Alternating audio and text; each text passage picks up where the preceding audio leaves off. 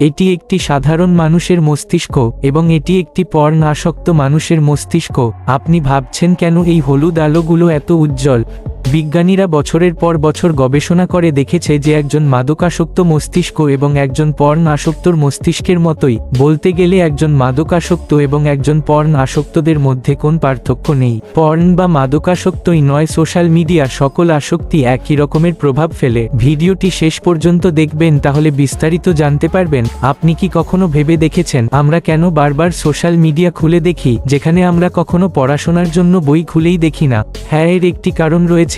আপনারা সবাই সোশ্যাল মিডিয়াতে ব্যবহার করতে এবং স্ক্রল করতে সকলেই পছন্দ করেন এবং এতে আমরা আশ্চর্যজনক এক অনুভূতি পাই এবং সেই অনুভূতিটা আসে আমাদের মস্তিষ্ক থেকে। তখন আপনার মস্তিষ্ক ডোপামিন নিঃসরণ করবে। আপনি যত স্ক্রল করতে থাকবেন আপনার মস্তিষ্ক ডোপামিন তত নির্গত করতে থাকবে, আর আপনি বুঝতেও পারবেন না কখন ঘন্টার পর ঘন্টা কেটে যাচ্ছে। যারা জানেন না তাদেরকে বলি, ডোপামিন আনন্দর হরমোন হিসাবে পরিচিত। আমরা যখনই ইন্টারেস্ট কিছু করি এতে আমাদের মস্তিষ্ক থেকে ডোপামিন হরমোন নির্গত হয়, আর এমন মজার আনন্দ পাওয়ার জন্য আমাদের ব্রেন আরও নতুন কিছু কার্যক্রম, নতুন কিছু করতে চায় বা পেতে চায়। এখন প্রশ্ন হলো, পর্ন দেখা খারাপ কেন আর মস্তিষ্কে এর কি রূপ প্রভাব পড়ে?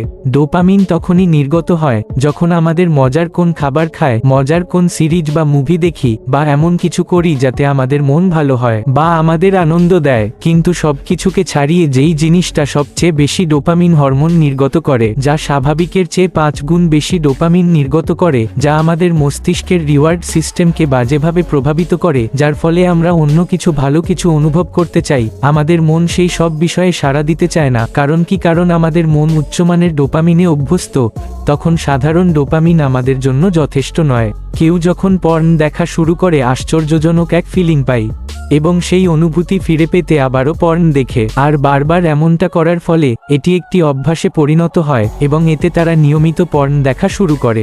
ডোপামিনের ধরনটা এইরকম, যখন আপনার বেশি ডোপামিন বের হবে, পরবর্তীতে সেই অনুভূতি আবারও ফিরে পাওয়ার জন্য আবারও বেশি ডোপামিনের প্রয়োজন হবে। ডোপামিনের সেই অনুভূতি ফিরে পাওয়ার জন্য নিত্য নতুন ভিডিও খুঁজে বের করতে থাকে। কাজ থেকে ডোপামিন নামক রাসায়নিক নির্গত হওয়ার ফলে যখন এই হরমোনটি আমাদের মস্তিষ্কে নির্গত হয়, তখন আমরা বেশ ভালো অনুভব করি এবং সেই অনুভব আমরা বারবার পেতে চাই। আমাদের মস্তিষ্ক সোশ্যাল মিডিয়া অ্যাপ বারবার খুলতে বলে। আপনি যখন একটি মজার পোস্ট দেখেন, ঠিক যেমন আসক্ত একটি সিগারেট বা 2টি সিগারেটের প্রয়োজন হয়, তারপরে 3টি বা 4টি, এবং সেই প্রক্রিয়াটি বাড়তে থাকে। অ্যাডাল্ট ভিডিও দর্শকদের সাথেও ঠিক এমনটাই ঘটে। 10 বছরের গবেষণায় বিজ্ঞানীরা খুঁজে পেয়েছে যে মাদকাসক্তি কোয়ান্টাম লক্স আকারে ছোট করে ফেলে, যা যুক্তি, সমস্যা সমাধান, এমনকি সিদ্ধান্ত নিতে প্রধান ভূমিকা পালন করে।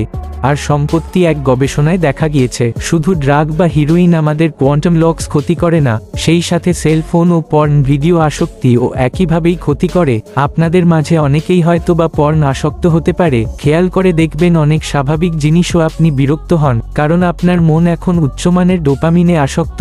আর কোন স্বাভাবিক জিনিস এখন সেইভাবে উপভোগ করতে পারেন না। নতুন কিছু শেখা একঘেয়েমি হয়ে গেছে, এবং অনেকে এমন কিছুতে বিরক্ত যা উদ্দীপক নয়। নিজেকে সন্তুষ্ট করার জন্য এখন তার প্রয়োজন সর্বোচ্চ মাত্রায় ডোপামিন। সাধারণ কোন কিছুতে এখন সে আনন্দ পায় না। ধূমপান একটি বদ অভ্যাস। এর জন্য বিশ্বে প্রতি বছর মারা যায় প্রায় 35 লক্ষ মানুষ।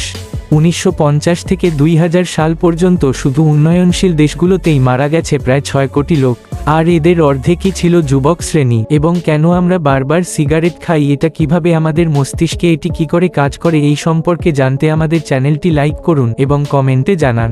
অবশ্যই একটি লাইক করবেন। আপনার একটি লাইক আমাদেরকে অনুপ্রাণিত করে।